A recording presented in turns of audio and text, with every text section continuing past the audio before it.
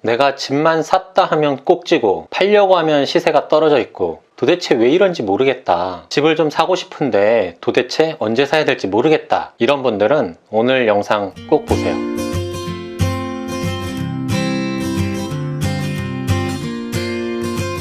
안녕하세요, 여러분. 드리머입니다. 오늘은 공급과 수요에 대한 이야기를 하려고 합니다. 지난번에 지역에 대한 공급 이야기는 잠깐 했었어요. 어디서 볼 수 있는지, 그리고 공급 물량, 향후 2년 반에서 한 3년 정도 봤을 때 물량이 많은 지역은 피하시는 게 좋습니다. 이렇게 말씀을 드렸죠. 오늘은 그 부분을 조금 디테일하게 이야기해 보려고 해요. 공급 물량에 대한 이야기는 좀 집을 살 때와 팔 때를 나눠서 얘기를 좀 해봐야 될 것 같아요. 먼저 집을 살 때는 공급이 조금 많은 시점에 사는 게 아무래도 싸게 살 수 있습니다. 이렇게 말씀드리면 이게 뭔 소리야? 지난번에는 2년 반에서 3년 동안 물량이 많으면 사지 말라며. 그때 그렇게 말씀드린 거는 내가 현재 시점으로부터 향후 2년 반에서 혹은 3년 이 기간 동안 물량이 많다면 이라는 가정이었고요. 제가 물량이 많은 시점에 사도 괜찮다라고 얘기한 거는 여기가 현재 시점이라고 할게요. 향후 반년 그리고 한 1년 정도를 봤는데 물량이 제법 많아요. 근데 한 1년 반에서 2년 정도를 봤더니 물량이 급격히 없다, 줄어들었다. 이럴 때는 이제 매수를 좀 고민해 보셔라. 그런 얘기입니다. 특히 이 현재 시점으로부터 1년 혹은 2년 전에 공급이 많았던 지역, 근데 이제 공급이 거의 다 끝나서 줄어가고 있는 지역, 이런 지역들은 그 마지막 물량이 터질 때, 그때가 아파트를 싼 가격에 살 수 있는 좋은 타이밍일 수 있습니다. 공급이 많은 시기에는 아무래도 시세가 떨어질 수밖에 없거든요. 현재는 공급이 많아서 막 시세가 맥을 못 추고 하락하고 막 이렇지만 언젠가는 그 빈자리들을 누군가가 다 들어와서 채운단 말이죠. 그리고 공급이 많았다는 얘기는 그곳에 인구 유입이 많았다는 얘기거든요.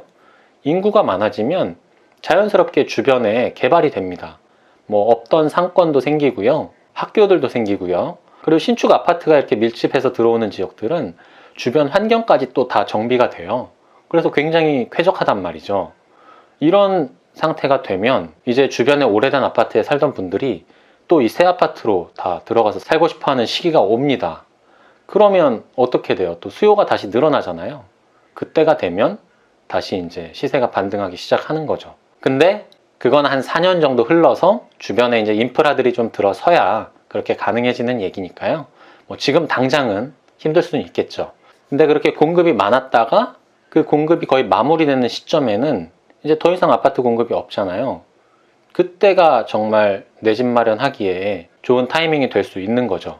왜냐면 공급 물량이 끝나가는 시점에 내가 내 집 마련을 했기 때문에 앞으로 향후 공급이 없으면 시세가 다시 상승할 가능성이 높고, 그렇기 때문에 빠른 기간 내에 시세 차익을 얻을 수 있는 확률이 높아지기 때문이죠. 근데 이런 부분이 궁금해 하신 분도 있더라고요. 왜 공급이 많다고 해서 시세가 무조건 떨어지냐, 꼭 그렇지는 않은 거 아니냐, 이런 질문 하시는 분도 더러 계신데요. 맞습니다. 수요가 충분한 지역에서는 공급이 많아도 그렇게 시세 하락이 크지 않거나 혹은 반대로 더 상승하는 지역도 분명히 있어요. 좀 양극화가 일어나고 있기는 합니다. 근데 너무 이렇게 과공급이 되면 일시적으로나마 영향을 받기는 받습니다. 그런 지역들도요. 그런 타이밍을 잘 노리면 된다는 얘기고요. 그리고 공급이 막 일시적으로 몰렸을 때 시세가 하락하는 이유, 이런 것들에 대해서는 따로 영상을 좀 만들어 놓은 게 있어요. 그거는 제가 다음에 업로드를 해 드릴게요. 그럼 다시 돌아와서 살 때는 이렇게 공급 물량이 끝나는 무렵에 마지막 공급이 과다 공급될 때, 살 때는 이렇게 사면 좋은데 그럼 팔 때는 어떻게 하면 좋은가? 그게 궁금하신 분도 있을 수 있죠. 반대로 하면 돼요. 공급 물량이 많은 시기를 피하면 됩니다. 그러려면 어떻게 해야 되나요? 나는 이 집 한 채고 내가 이 집에서 그냥 계속 살 거다. 이런 분들은 그냥 편안하게 내 집에서 살아가시면 됩니다. 근데 언젠가 내가 이 집을 좀 팔려고 한다, 그런 생각을 하실 수 있잖아요. 그런 분들은 미리미리 공급 물량을 좀 체크를 해보세요. 막 주변에서 공급 물량 폭발하고 있고 막 시세 바닥치고 있는데 이때 이 집 팔아야겠다 막 이러지 마시고요. 공급 물량 체크 좀 하고 계시다가 내가 팔려고 할 때 물량이 많은지 적은지 확인을 좀 해보시고 되도록이면 공급 물량이 적은 시점에 매도를 하셔라. 파셔라, 그렇게 말씀을 드립니다. 근데 대부분은 잘 모르시니까 이런 정보가 있는지조차 잘 모르시거든요. 그런 분들이 나는 그냥 거주할 목적으로 집을 샀는데 꼭지에 샀고, 나중에 팔려고 보니까 또 시세가 엄청 떨어져서 정말 눈물을 머금고 팔고, 그런 경우들도 있어요. 참 안타까운 일이죠. 그래서 최소한 공급 물량 정도는 체크하시면 그런 일들은 많이 줄일 수 있다, 그렇게 좀 말씀드리겠고요. 근데 제가 이렇게 말로만 설명하니까 잘 이해가 안 되시죠? 그래서 얼마 전에 제가 배포했던 공급 물량 시스템 있잖아요. 그걸 보면서 좀 간단하게 어느 시점에 사면 좋고 어느 시점에 팔아야 좋은지, 이거를 좀 간단하게 설명을 좀 드려볼게요. 자, 제가 지난 영상에서 보여드렸죠, 공급 물량 시스템. 이걸 보면서 좀 설명을 드려볼게요. 일단 물량이 좀 많은 지역 찾아볼게요. 서울에서 강동구, 언론에서 많이 이야기하고 있죠. 19년 말부터 20년 초까지 물량 많다. 연도로 보면 19년도에 한 11,000세대, 20년도에 5,000, 21년도에 한 2,000. 그러니까 앞으로 한 2년 반에서 3년 동안 약 18,000세대 입주 물량이 있어요. 꽤 많이 있죠. 근데 이거를 이제 월별로 살펴보면, 보세요.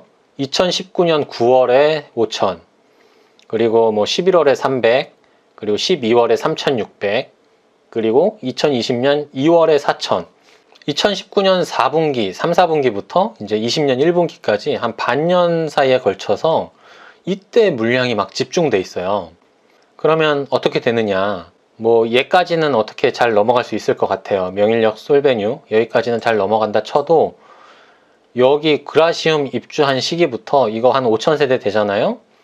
얘가 입주를 9월부터 한다고 돼 있는데 실제 입주하는 게 9월 말부터 한 2달 정도 입주를 하게 될 거예요. 그러면 10월, 11월 말까지 이 5,000세대 물량이 강동구 전체적으로 영향을 미치게 돼요. 근데 이 5,000세대만 해도 한 2달 사이에 소화하기가 쉽지 않거든요. 근데 2달 막 지나고 얘가 입주가 이제 막 끝나가나 싶었는데 갑자기 또 3,600세대 또 입주하고, 그리고 이거 입주 시작한 데다가 또 고덕 아르테온 4,000세대가 또 입주합니다. 이렇게 되면 얘 해소 안 된 상태에서 이 물량 터지죠. 이거 해소되기도 전에 또 얘 같이 터지잖아요. 한 몇 달 갑니다, 후유증이. 근데 내가 만약에 내 집 마련을 하려는 실거주자다라면 요때 이렇게 막 물량 막 폭발할 때, 이때 내가 원하는 아파트 싸게 살 수 있는 기회가 와요. 타이밍이 옵니다. 근데 아마 이 고덕 아르테온이나 뭐 베네루체 아이파크, 그라시움, 얘네들은 아마 전매 제한 걸린 아파트일 거예요. 얘네들은 못 사겠지만 이 주변에 있는 아파트들이 시세가 영향을 안 받을 수가 없어요. 왜? 이렇게 물량이 많이 한 시간에 집중되면 전세 가격 막 폭망할 거고요. 또 매매 가격도 따라서 떨어지게 돼 있거든요. 왜 그렇게 되는지는, 공급이 많을 때 왜 매매 가격까지 같이 끌려 내려가는지는 다른 영상으로 설명을 드리겠다 했으니까 지금은 따로 설명 안 할게요. 여하튼 요 타이밍이 무주택 실수요자분들한테는 인근에 좋은 입지의 아파트들 살 수 있는 기회가 될 수 있다, 그런 이야기를 말씀드렸던 거고요. 또 반대로 내가 강동구에 내 집 마련해서 살고 있는데 이거를 좀 팔아야 되겠다, 그런 분들은 요 시기는 무조건 피해야 됩니다. 아예 한 2020년 하반기를 보시던지 2021년 이후로 생각을 하시는 게 나아요. 이때는 팔기도 어려울 뿐더러 제값받기는 더 힘들 거예요. 정말 좋은 입지에 좋은 물건 아닌 이상. 그러니까 요 시기는 피해 가셔라, 그렇게 말씀드리고요. 서울만 보면 좀 그러니까 경기도도 하나 볼까요? 경기도에 물량 많은 지역이 시흥시 보죠. 시흥시는 보면 19년도에 한 7,500, 20년도에 10,000세대, 합치면 한 19,000세대 정도 있죠. 여기도 꽤 많은 거예요. 이제 월별로 쭉 보면 2019년도는 고르게 이렇게 분포되어 있죠. 근데 20년도에 이렇게 또 툭 튀어나오는 시기가 있습니다. 5,000세대 집중되죠. 그 다음에 바로 또 2,500세대 들어오죠. 그 다음에 또 500세대 이어지죠. 근데 쭉 보면 이제 그 이후로는 별로 없죠. 시흥 같은 경우는 이 타이밍에 아마 또 시세가 출렁임이 꽤 있을 것 같아요. 근데 보면 시흥 같은 경우는 좀 지리적으로 위치들이 꽤 떨어져 있어요. 이렇게 지도를 보시면 여기 은행동, 대야동, 개수동은 이렇게 붙어 있어요. 이쪽에 붙어 있고 또 이쪽은 백오시거든요. 백오 신도시. 백오 신도시는 또 꽤 멀어요. 여기는 장현이에요. 장현하고 그리고 또 조남동, 목감이죠. 근데 이렇게 좀 거리감이 있을 때는 좀 따로 좀 떼서 보는 것도 괜찮습니다. 그래서 대야동과 은행동, 개수동만 따로 볼게요. 대야동 먼저 선택하시고 컨트롤 누른 상태로 은행동 누르세요. 그리고 개수동이 어디냐? 개수동 여기 있네요. 이렇게 3개 누르면 전체 물량 대비해서 요 선택한 동들의 물량들이 얼마인지 또 보여주죠.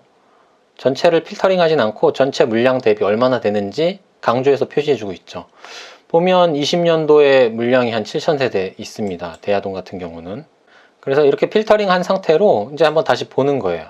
2020년도 물량은 대야동에 많이 집중이 돼 있다라는 걸 알 수 있죠. 그래서 시흥 같은 경우에는 대야동에 내가 집을 사고 싶다 그런 분들은 이 타이밍, 요 시점 전후로 잘 보시면 좋을 것 같고, 아마 이쪽 아파트들은 새 아파트 분양권도 전매 제한이 없을 거예요. 뭐 특별히 규제 지역이 아니기 때문에 이때 입주하는 두산위브나 아니면 센트럴 프로지오, 이게 전매가 가능한 아파트라면 이 분양권을 노려도 괜찮을 것 같고요. 물량이 이렇게 갑자기 한 5000세대 가량 들어오면 아무래도 좀 급매가 나오기 마련이니까요. 그때 좋은 물건 싸게 잡을 수 있으면 이 타이밍에 사는 거 괜찮을 것 같습니다. 아니면 이거 입주할 때 인근에 괜찮은 구축 아파트 한 10년 안 넘어가는 입지 괜찮은 구축 아파트들 사시는 것도 나쁘지 않고요. 그러니까 어떤 지역의 공급 물량을 보시면서 아, 내가 언제 사면 되겠다, 언제 팔면 되겠다, 이런 것들을 가늠해 보시는 거예요. 그러니까 이런 시점만 잘 파악해도 내가 정말 꼭지에 몰려서 사거나 아니면 바닥에 팔거나 이런 시기는 잘 피해갈 수 있으니까요. 공급 물량 잊지 말고 잘 체크해 보시기 바랍니다. 네, 여기까지 공급 물량에 대한 이야기였고요. 자, 이제 수요 얘기를 좀 해봐야 될 것 같아요. 아파트를 살 때는 수요가 많은 아파트를 사는 게 당연히 좋습니다. 당연하죠. 수요가 많을수록 가격이 오를 확률이 높고 또 나중에 팔 때 잘 팔리니까요. 근데 어떤 아파트가 수요가 많은지 어떻게 알 수 있을까요? 한 2가지 정도 지표를 가지고 파악할 수 있는데요. 첫 번째는 가격이고요. 두 번째는 거래량입니다. 가격은요, 제일 비싼 아파트가 수요가 가장 많은 아파트입니다. 좀 허무하시지만 정말 그래요. 제가 지난 영상에서 말씀드렸다시피 가격이라는 것에는 정말 많은 요소들이 다 포함돼서 그게 결과적으로 가격이라는 지표 하나로 나타나는 거다, 그런 말씀 드렸잖아요. 그 안에는 수요도 포함이 돼 있어요. 사고자 하는 사람이 많으니까, 그 아파트를 살고 싶어 하는 사람이 많으니까 가격이 그만큼 오른 거죠. 어찌 보면 굉장히 상식적인 얘기예요. 두 번째는 거래량인데요. 어떤 물건을 살 때 인기가 많다는 게 어떤 의미인가요? 그게 잘 팔린다라는 얘기잖아요. 근데 잘 팔린다는 거는 달리 얘기하면 거래가 많이 발생한다라고도 볼 수 있는 거잖아요. 근데 아파트라고 해서 이게 다르지 않아요. 아파트도 인기 많은 아파트가, 수요가 많은 아파트가 거래량이 많습니다. 당연하죠. 이것도 굉장히 상식적이죠. 그러니까 가격과 거래량 정도만 확인하면 어떤 아파트가 수요가 많은 아파트인지 확인할 수 있는 거죠. 근데 좀 이상하죠? 가격이라는 게 평형대가 다 다른데 평형대가 클수록 비싸잖아요. 그러면 무조건 큰 평형이 수요가 많냐? 이런 의문이 들 수 있죠. 그래서 그냥 가격을 보면 안 되고요. 평당 가격이나 아니면 면적당 가격을 확인을 하셔야 됩니다. 이 가격 수치를 확인해야 정확하게 파악을 할 수 있는 거죠. 이 평당 가격을 살펴보면 되게 재밌습니다. 어떤 지역에서는 소형, 중소형 뭐 이런 가격대가 강세인 지역이 있고요. 어떤 지역은 대형, 막 전용 120 막 이렇게 넘어가는 아파트들이 비싼 지역들이 따로 있어요. 그런 것들을 보면서 아, 이 지역은 대형이 먹히는 지역이구나, 이 지역은 소형과 중소형이 선호받는 지역이구나, 뭐 이런 것들도 좀 알 수 있는 거죠. 그럼 이 가격은 어디서 볼 수 있냐? 제가 아파트 매매 전세하고 분양권 실거래가 정보를 프로그램으로 만든 것 있잖아요. 그 안에 보시면 실거래가 기준으로 전용 면적당 가격이 얼마인지 이런 것들 정렬해서 볼 수 있도록 만들어 놓은 표가 있어요. 그 자료를 참고해서 보시면 됩니다. 그리고 거래량 얘기를 좀 해볼게요. 거래량도 아파트 세대수가 많으면 거래량이 많을 수밖에 없잖아요. 1000세대보다 당연히 3000세대 아파트에서 거래가 더 많이 발생하겠죠. 그러니까 이것도 절대적인 거래 수만 봐서는 안 되고요. 이 아파트 전체 세대수 대비해서 얼마나 거래가 발생했는지 거래율을 봐야 합니다. 근데 뭐 기간을 뭐 한 1년이 됐든 뭐 2년이 됐든 어느 정도 일정 시점 기간을 잡아서 거래 건수가 얼마나 되는지 확인해 보고요. 그렇게 거래율을 계산해서 아파트들을 비교해 보면 거래율이 높은 아파트가 딱 보일 겁니다. 그래서 거래율이 높다면 이 아파트는 수요가 좀 많구나 라고 생각을 하면 되겠죠.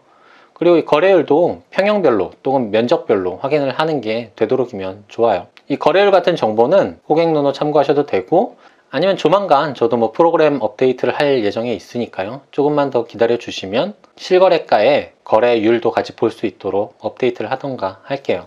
그래서 이렇게 수요가 많은 아파트에 대해서 이야기를 했는데요. 근데 이 수요가 많은 아파트들을 사려고 딱 보면 비싸요. 말씀드렸죠. 비싼 게 수요가 많다고? 그럼 무슨 의미가 있냐, 그렇게 생각하실 수 있잖아요.